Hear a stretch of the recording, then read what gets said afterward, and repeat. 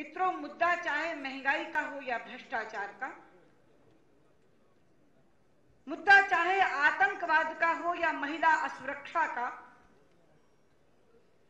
मुद्दा चाहे युवाओं की बेरोजगारी का हो या एफडीआई की धार पर खड़े व्यापारी का, मुद्दा चाहे किसानों की आत्महत्याओं का हो या मजदूरों के शोषण का, मुद्दा चाहे कोलगेट का हो या हेलीकॉप्टर स्कैम का, सभी मुद्दों का मिला जुला परिणाम एक है कि लोग इस सरकार से त्रस्त होकर इससे छुटकारा पाना चाहते हैं। और छुटकारा पाने के लिए भारतीय जनता पार्टी की ओर बहुत उम्मीद भरी निगाहों से देख रहे हैं। और मैं ये कहना चाहूंगी कि लोगों की ये उम्मीद ही हमारे लिए चुनौती बन गई है। हम लोगों की इस उम्मीद को नाउम्मीदी में नहीं बदल सकते। हम देश की जनता को उन शासकों के हवाले दोबारा नहीं छोड़ सकते जो दिन रात इस देश को लूट रहे हैं और तरह तरह से लोगों को संत्रास दे रहे हैं। हमें इस चुनौती को स्वीकारना है और सफलता से इसका सामना करना है। हमने इस दयनीय स्थिति से देश को उबारना है और लोगों को संत्रास से निकालना है। और इसीलिए इस राष्ट्रीय परिषद का थीम हमने रखा है सुशासन संकल्प भाजपा विकल्प। ये राष्ट्रीय परिषद अगर यहां से इन दो वाक्यों को अपना ध्येय वाक्य बनाकर ले जाए तो मैं समझती हूं कि इस राष्ट्रीय परिषद की वो सबसे बड़ी उपलब्धि होगी। 6 राज्य इस बार चुनाव में जा रहे हैं। पहले कर्नाटक और झारखंड, फिर मध्य प्रदेश, छत्तीसगढ़, राजस्थान और दिल्ली। गुजरात की तीसरी जीत, नरेंद्र भाई की तीसरी जीत ने इस बात को स्वीकार करवा दिया है, साबित और प्रमाणित कर दिया है कि यदि राज्य सत्ता अच्छा शासन दे तो लोग आपको विकल्प के तौर पर केवल स्वीकार ही नहीं करते बल्कि बरकरार रखते हैं। और मुझे खुशी है कि उस बरकरारी की कतार में हमारे 2 राज्य साथ साथ खड़े हैं, मध्य प्रदेश और छत्तीसगढ़। इसी वर्ष 2 हैट्रिक और बनने वाली हैं। शिवराज सिंह चौहान के नेतृत्व में बीजेपी हैट्रिक बनाएगी मध्य प्रदेश में और रमन सिंह जी के नेतृत्व में वो स्वयं हैट्रिक बनाएंगे छत्तीसगढ़ में। ये हमारा पहला मॉडल है, अच्छी सरकार चलाओ और बार बार आओ।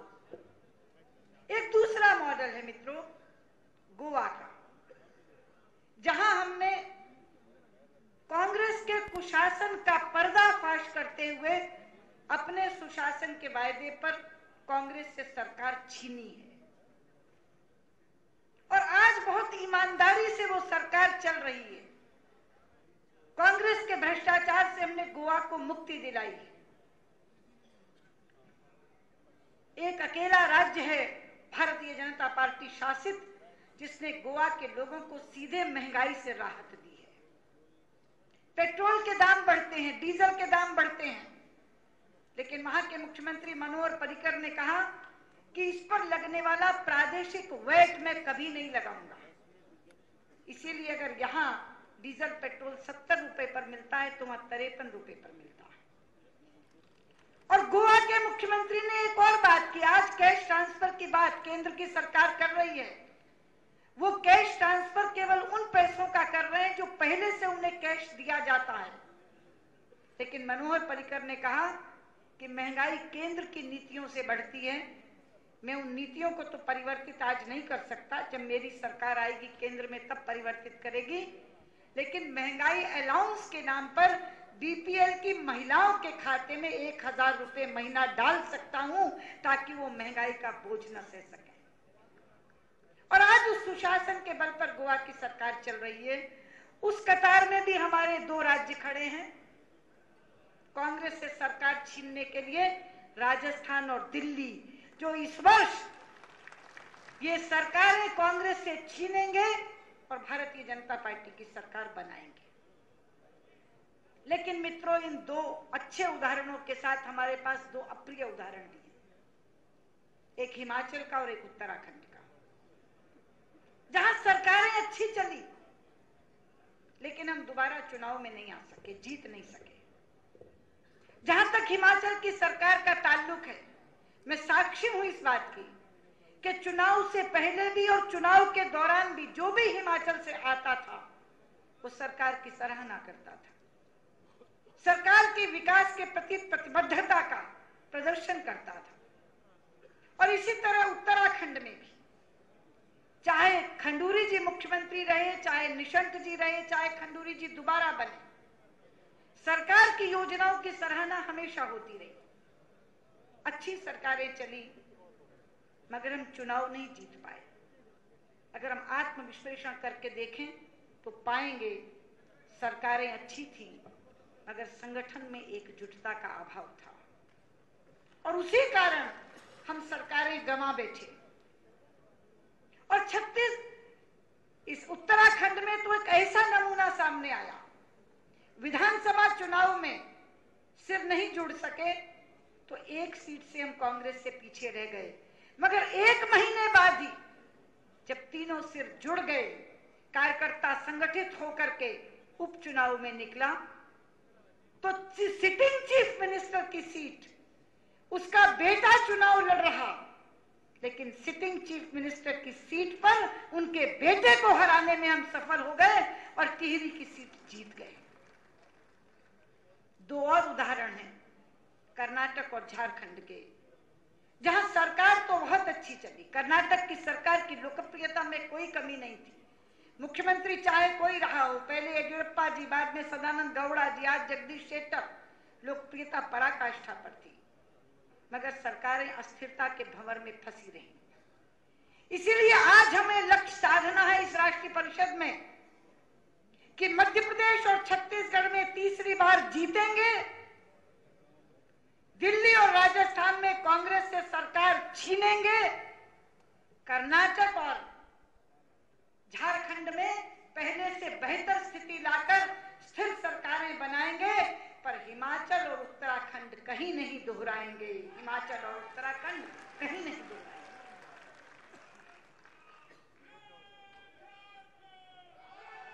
और इस सब के बाद, इसके साथ होता है या बाद में होता है, लोकसभा के चुनाव में इस सरकार को अपदस्थ करके भाजपा नेतृत्व की सरकार बनाएंगे। ये लक्ष्य लेकर राष्ट्रीय परिषद का कार्यकर्ता यहां से जाएगा। पर ये काम करने के लिए हमें करना क्या होगा? मुझे लग रहा था कि जैसे सुशासन संकल्प और भाजपा विकल्प ये ध्येय वाक्य है, क्या ऐसा ही 2 वाक्यों का कोई मंत्र हमें मिल सकता है? राष्ट्रीय कार्यकारिणी में आगामी कार्यक्रम रखते हुए भाई अनंत कुमार जी ने वो 2 शब्द हमें दे दिए। पता नहीं राष्ट्रीय परिषद में वो उन्हें कहना क्यों भूल गए, पर जिस समय उन्होंने राष्ट्रीय कार्यकारिणी में कहा कि इसके लिए हमें चाहिए एकता और सक्रियता, ये 2 शब्द का उन्होंने इस्तेमाल किया था। वहां बैठे बैठे मुझे ये मूल मंत्र मिल गया कि हमारा ध्येय वाक्य होगा इस राष्ट्रीय परिषद का सुशासन संकल्प, भाजपा विकल्प, और उसको प्राप्त करने का, उस ध्येय को प्राप्त करने का मूल मंत्र होगा एकता और सक्रियता। मित्रों, ये एकता बाधित होती है जब विधानसभा या लोकसभा के चुनाव आते हैं। क्यों बाधित होती है? क्योंकि कानूनी बाध्यता है कि एक विधानसभा या एक लोकसभा से हम केवल एक ही व्यक्ति को सीट दे सकते हैं, टिकट दे सकते हैं। पर हमारे संगठन की व्यापकता इतनी है कि एक से ज्यादा उम्मीदवार पात्रता रखते हैं और ऐसे पात्र लोगों की उपलब्धता हमारे यहाँ ज्यादा होती है। और जो राजनीतिक क्षेत्र में है उसके मन में ये आकांक्षा उठना कि मैं चुनाव लड़ूं, मैं एमएलए बनूं, मैं एमपी बनूं, कतई अस्वाभाविक नहीं है। ये बहुत जायज है कि एमएलए बनना चाहता है, एमपी बनना चाहता है, कॉर्पोरेटर बनना चाहता है, कोई ना कोई निर्वाचित निर्वाचित पद मुझे मिले, ये आकांक्षा अनुचित भी नहीं है। पर जैसे मैंने कहा, हमारी मर्यादा है, टिकट बांटने वालों की सीमा है कि किसी एक को ही देना है। किसी भी कारण से फैसला एक के पक्ष में चला जाता है।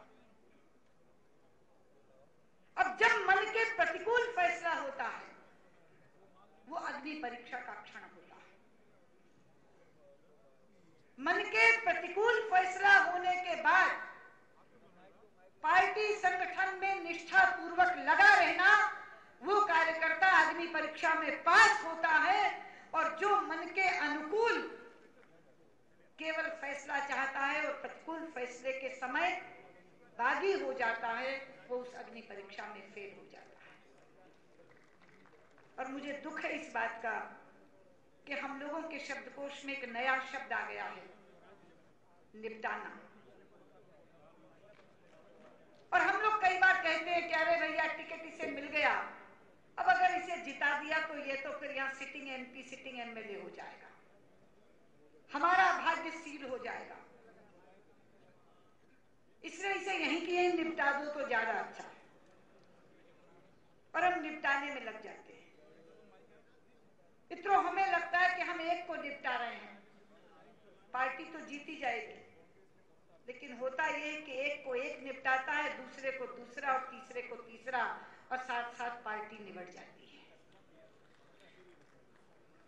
किसी भी बड़े से बड़े महल को गिराने के लिए मित्रों एक ईंट निकालने की आवश्यकता होती है। एक ईंट निकलते ही बाकी ईंटें तो अपने आप ढह जाती है।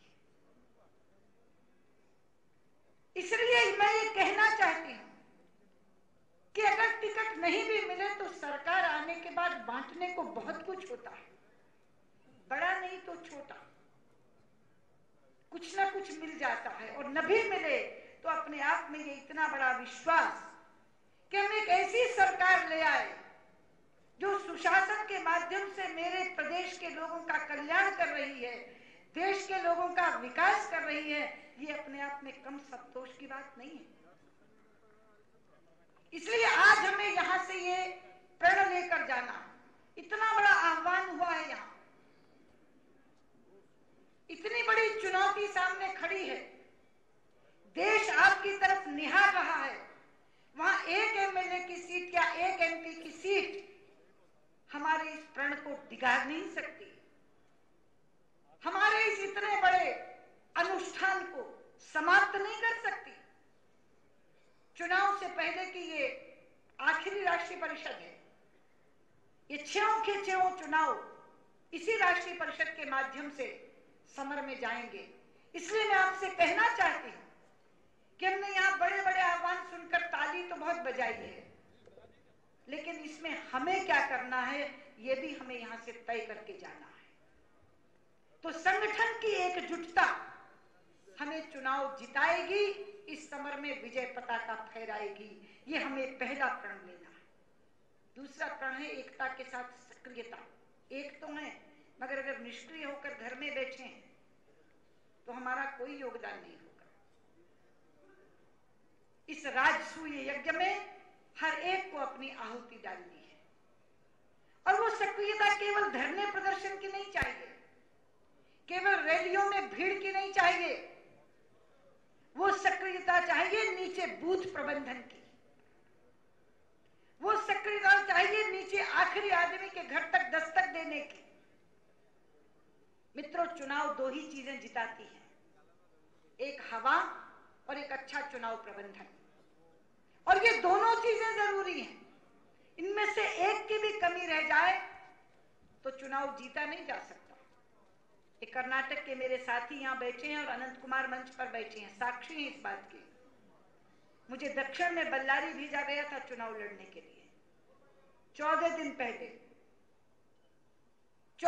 पहले रात को 2:30 बजे फोन आया था और सुबह 6 बजे मैं चली गई थी। उन 14 दिनों में हवा तो बहुत बना दी थी, इतनी हवा बन गई थी कि 2 दिन पहले टाइम्स ऑफ इंडिया ने सर्वे करके कहा था कि 65% वोट सुषमा स्वराज को मिल रहा है, 65% वोट। लेकिन चुनाव प्रबंधन के लिए, बूथ संभालने के लिए लोग मेरे पास नहीं थे। बल्लारी अकेला जिला था जहां कर्नाटक में बहुत अच्छी संगठन की इकाई नहीं थी। 12 बार की जीती हुई सीट थी वो कांग्रेस की, 12 बार की, और उनकी अपनी अध्यक्षा वहां से चुनाव लड़ रही थी। लेकिन उस बूथ प्रबंधन के अभाव में मात्र 56,000 वोटों से मैं चुनाव हार गई। पर कांग्रेस, जिनका बूथ प्रबंधन इतना अच्छा था, उस हवा के कारण उनकी अध्यक्षा 56,000 वोटों पर आकर रह गई। जब वो अमेठी से चुनाव लड़ रही थी, उसी समय 3.5 लाख वोटों से जीती अमेठी से। लेकिन कर्नाटक के बल्लारी में चूंकि हवा उनके पक्ष में नहीं बन पाई थी, वो मात्र 56,000 वोटों से जीत कर आए। इसका मतलब है कि हवा भी चाहिए और चुनाव प्रबंधन भी, और चुनाव प्रबंधन भी ऐसा कि हर बूथ पर 10 लोग, एक बूथ पर 1,000 से ज्यादा वोट नहीं होता, और 1,000 वोट का मतलब है 200 से ज्यादा घर नहीं होते। वो 10 लोग, एक एक व्यक्ति 20-20 घर का मालिक बन जाए, एक एक कार्यकर्ता 20-20 घर में दस्तक दे। और ये जो अभी कार्यक्रम दिया है, गांव गांव चलो, घर घर चलो, इसमें वो 20 घर बट जाए, वो उन्हीं 20 घरों में आखिरी दिन चुनाव तक रहे, बार बार जाना, कभी साहित्य लेकर जाना, कभी अपनी उपलब्धियां लेकर जाना, कभी इनके खिलाफ का आरोप पत्र लेकर जाना, उनके सुख दुख में शामिल होना। 20-20 घर पर बीजेपी का एक एक जवान खड़ा हो जाएगा। तो जिस तरह की गंगा चौकियों की बात उमा जी कर रही थी, हर 20 घर पर भाजपा की एक चौकी खड़ी हो जाएगी, तो दुनिया की कोई ताकत भारतीय जनता पार्टी को जीतने से रोक नहीं सकती। मैं जानती हूं चुनौती बड़ी है, बहुत बड़ी है। 2 सरकारें तीसरी बार लानी है, 2 सरकारें कांग्रेस से छीननी है, 2 सरकारें स्थिर सरकार में बदलनी है, और उसके बाद देश का चुनाव जीतना है। मगर जितनी चुनौती बड़ी है मित्रों, उससे ज्यादा जज्बा बड़ा है हमारा, और देश साथ खड़ा है हमारे। ये दोनों चीजें मिलकर इस चुनौती का सफलतापूर्वक सामना करवाएंगी। और मैं ये कहना चाहती हूं कि जब केंद्र में सरकार बन जाएगी हमारी, तो राष्ट्रीय परिषद में हम दूसरी सरकारों की आलोचना करने वाले राजनीतिक और आर्थिक प्रस्ताव पारित नहीं किया करेंगे, बल्कि अपनी उपलब्धियों की सराहना करते हुए, गर्व से ऊंचा करते हुए माथा इस तरह की राष्ट्रीय परिषदों से बाहर जाया करेंगे। वही सपना मेरी आंखों में है, और उस सपने को आप साकार करेंगे। यही कहते हुए मैं अपनी बात को समाप्त करती हूँ।